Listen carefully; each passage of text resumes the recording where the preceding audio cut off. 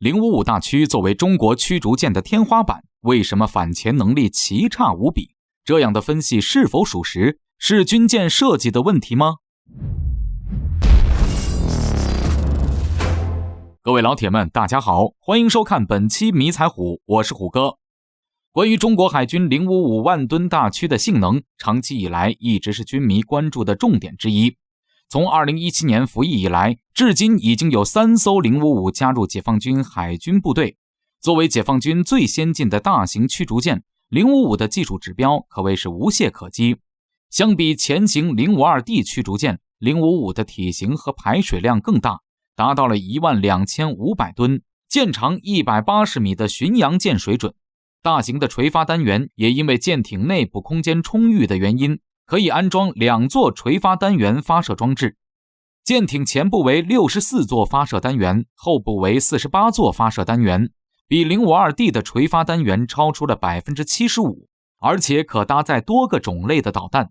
如 PL-12 海基防空导弹、海红旗 9B 远程防空导弹、反舰弹道导弹等新式导弹。舰艇也做了十分新潮的隐形化处理，采用隐身的一体化桅杆，并且安装双波段有源相控阵雷达，反导防空能力提高了几个档次。军舰后部的空间非常宽阔，据称可以同时部署2架19C 直升机。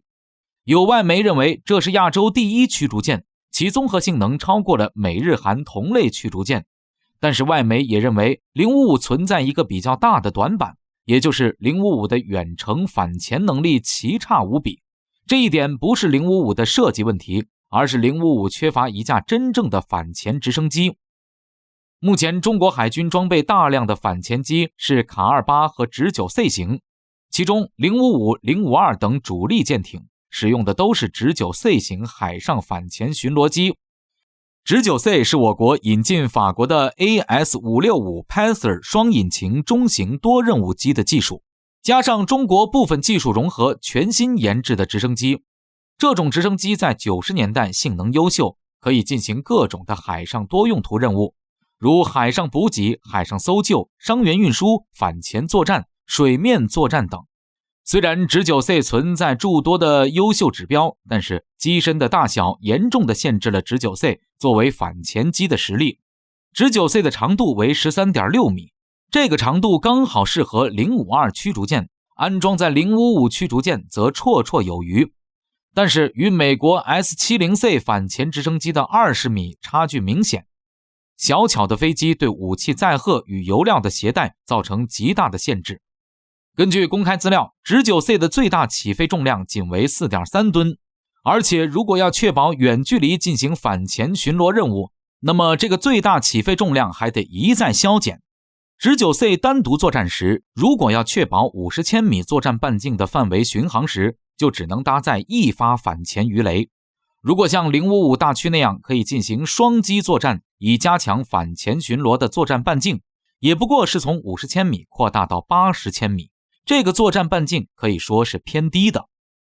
针对 19C 航程不足的建议，也有网友提出 19C 执行任务时可以不带鱼雷轻装上阵，最大程度的增加作战半径。发现敌方潜艇时与055同步数据，055发射鱼8反潜鱼雷，接受 19C 的引导，对敌方潜艇进行精确打击。但是这种战法存在一个问题，如果轻装上阵的 19C 在055反潜鱼雷射程之外怎么办？最后只能眼睁睁地看着潜艇逃跑。本来海面广阔，战舰间隔距离相比较远不说，潜艇一般可以探测到军舰的行踪，他们往往为了躲避舰艇的反潜飞机，而躲避到极远的地方，使用潜射反舰导弹进行超视距攻击。因此面对这种复杂情况，从事反潜任务的直升机必须具备一定的航程和载弹量，才能够满足海军的反潜需要。但是目前来看， 19C 不能胜任这个任务。而较大一些、航程较远的卡28反潜机又不是国产的反潜直升机，而是从俄罗斯手里高价引进的。如果大量装备这种飞机，将来势必受制于人。另外还有十分巨大的直18系列反潜机，这种反潜机足够大，航程也远可以满足海军的要求，但是它的体型实在是太过巨大了，长23米，高度近7米。如此巨大的体型， 052D 和055根本就装不下。因此，一款大重量远航程的国产反潜直升机是海军目前需要的装备。